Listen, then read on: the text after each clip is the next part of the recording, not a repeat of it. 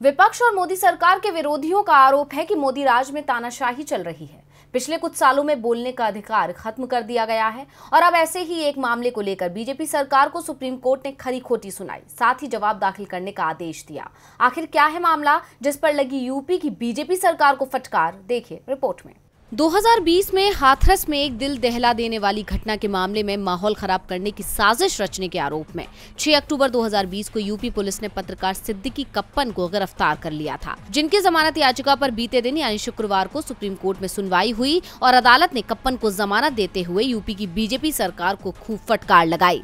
देश के chief justice U U Lalit और जस्टिस एस रविंद्र भट्ट की पीठ ने मामले में सुनवाई करते हुए उत्तर प्रदेश राज्य के इस तर्क से सहमत नहीं हुई कि कप्पन के पास से कथित रूप से जब्त किए गए दस्तावेज उत्तेजक प्रकृति के थे। सीजीआई यूयू ललित की अगुवाई वाली पीठ ने देखा कि दस्तावेज हाथरस पीड़िता के लिए न्याय की मांग के लिए विरोध प्रदर्शन करने वाले पर्चे थे। इस पर पीठ ने कहा कि प्रत्येक व्यक्ति को स्वतंत्र अभिव्यक्ति का अधिकार है और यूपी सरकार से पूछा कि क्या कानून की नजर में पीड़िता को इंसाफ दिलाना अपराध है। इसके साथ ही पीठ ने कहा कि सभी को खुद को व्यक्त करने की स्वतंत्रता है। सीजीआई ललित ने कहा, देखिए, हर व्यक्ति को अभिव्यक्ति की स्वतंत्रता का अधिकार है और इसलिए वो इस विचार का प्रचार करने की कोशिश कर रहा है कि ये पीड़िता है जिसे न्याय की आवश्यकता है और इसलिए हम एक आम आवाज उठाएं।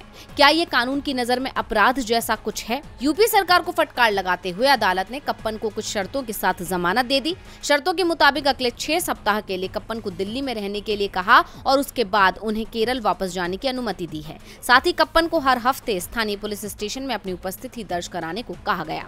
यानी साफ है कि इस पूरे मामले में कोर्ट ने राइट टू स्पीच पर फोकस किया और सरकार की तरफ से बोलने की आजादी को छीनने पर नाराजगी व्यक्त की।